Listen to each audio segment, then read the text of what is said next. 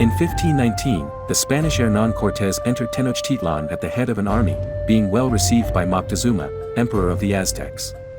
Relations, cordial at first, soon worsened and Cortés arrested the emperor to control the population. The strategy failed and an uprising began during which Moctezuma was assassinated.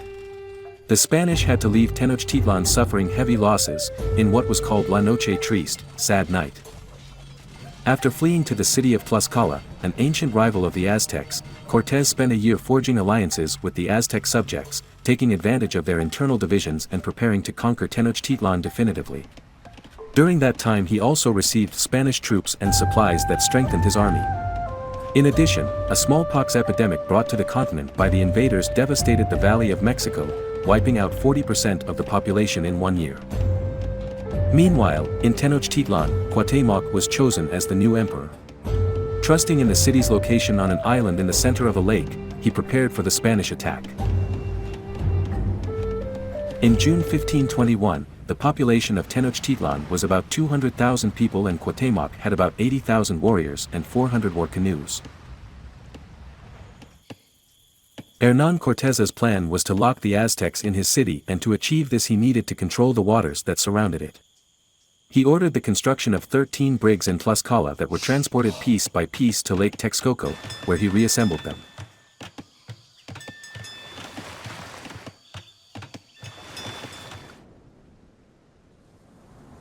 A fleet of Aztec canoes tried to intercept the Spanish brigs.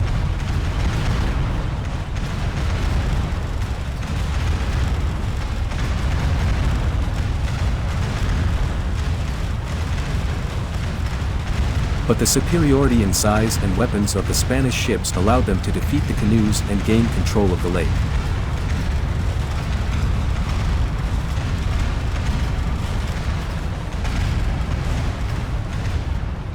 Cortés established his headquarters in the fortress of Xoloc, south of Tenochtitlan, on the main road between Iztapalapa and the city.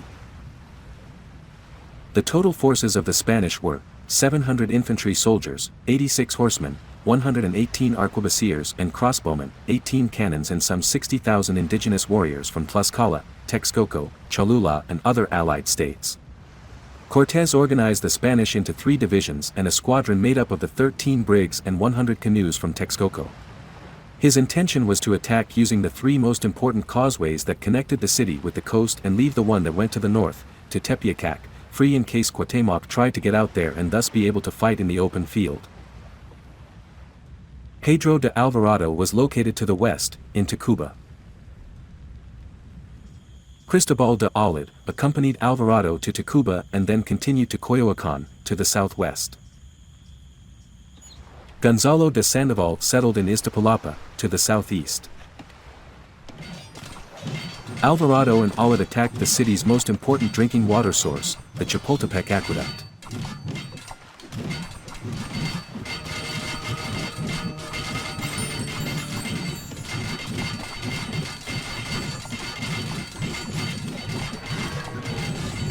The Mexicas tried to defend it, but the Spanish managed to break their ranks and took control of the aqueduct.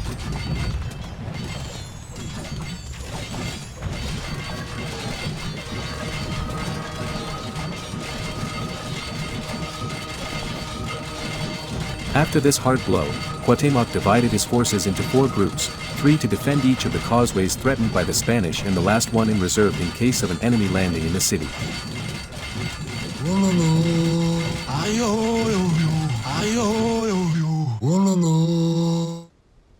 Seeing Cortés that the northern causeway was being used by the Aztecs to bring supplies to the city, he decided to send Sandoval and his forces there, along with 3 brigs, to complete the blockade.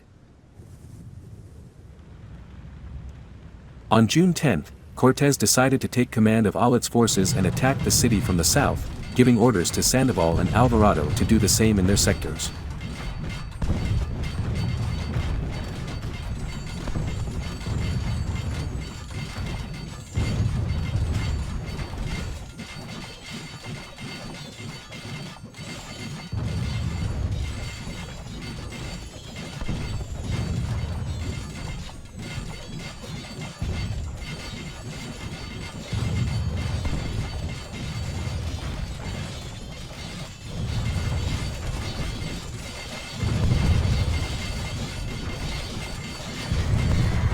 Overcoming the Aztec defenses, Cortés managed to reach the temple complex. There, after bitter fighting, they were forced to retreat, destroying many buildings in their retreat.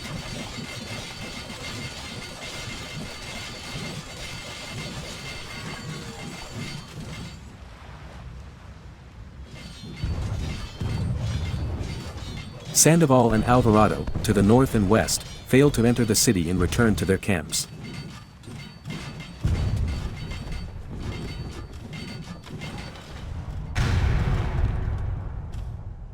Several brigs entered the channels until they reached the center of the city.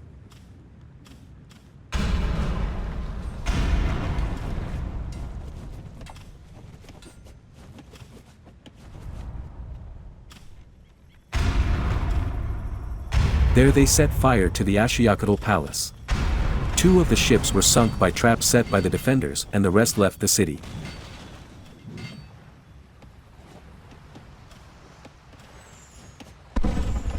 Over the next few days, Cortés continued to launch attacks reaching the temple complex.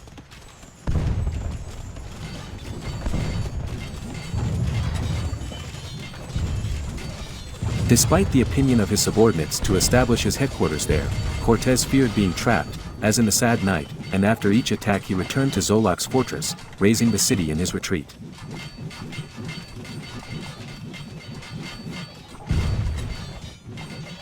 Meanwhile, Alvarado was making no headway on the Tacuba causeway.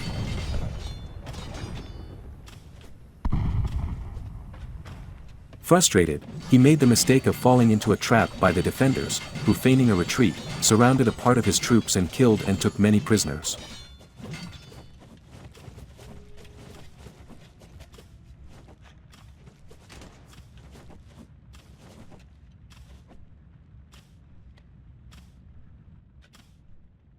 Despite this victory, the Aztecs had suffered many casualties and the scarcity of food and drinking water was beginning to affect the resistance and morale of the defenders.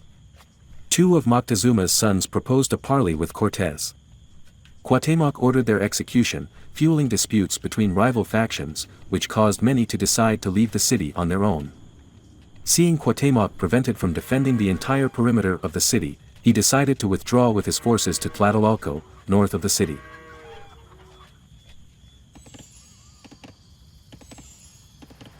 Knowing of these facts, on June 30th, Cortés ordered a coordinated attack.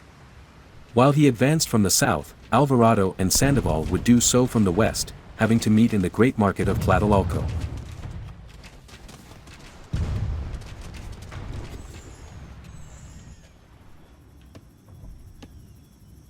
Leaving the cavalry to block the Tepeyacac causeway, Sandoval marched to Tacuba to meet with Alvarado. The Spanish advanced but soon found themselves in trouble fighting street by street against the barricades and fierce Aztec resistance.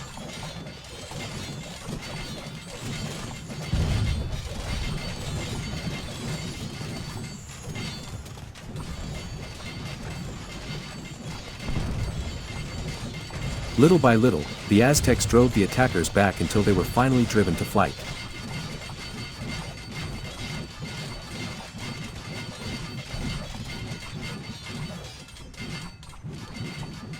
Cortés himself was about to be captured in the retreat.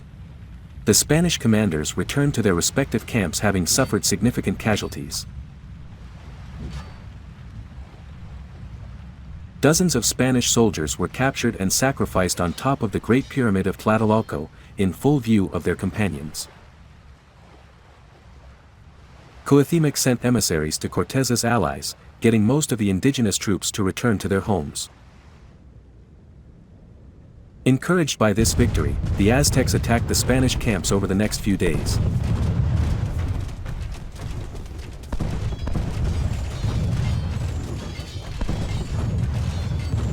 Despite this, Cortés decided to send his soldiers to the aid of several allied cities and, after being victorious, the troops that had left returned to continue the siege.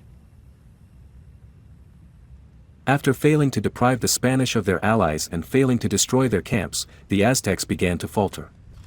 Every night they had been repairing walls and building barricades, but they no longer had the strength to do so due to the lack of water and food and the heavy casualties.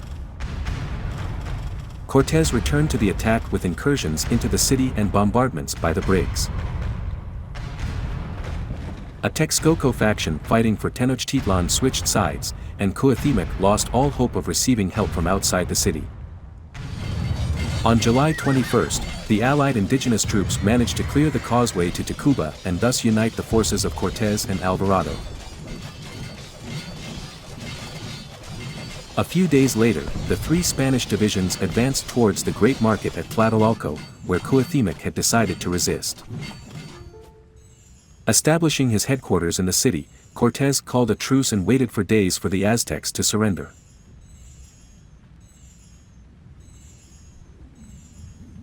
Seeing that this did not happen, on August 12, Cortés ordered Sandoval to resume the fight.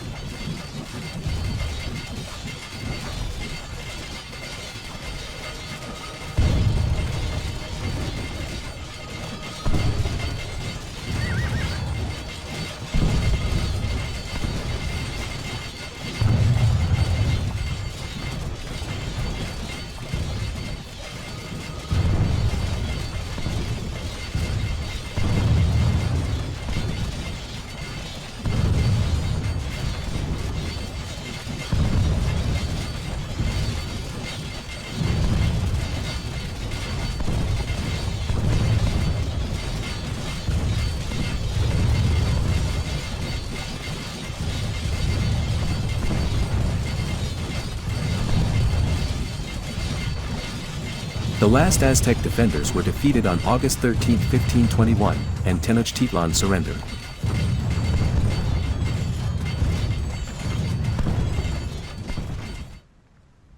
Cuauhtémoc, like a large part of the population, tried to flee by canoe, but was captured by the Briggs.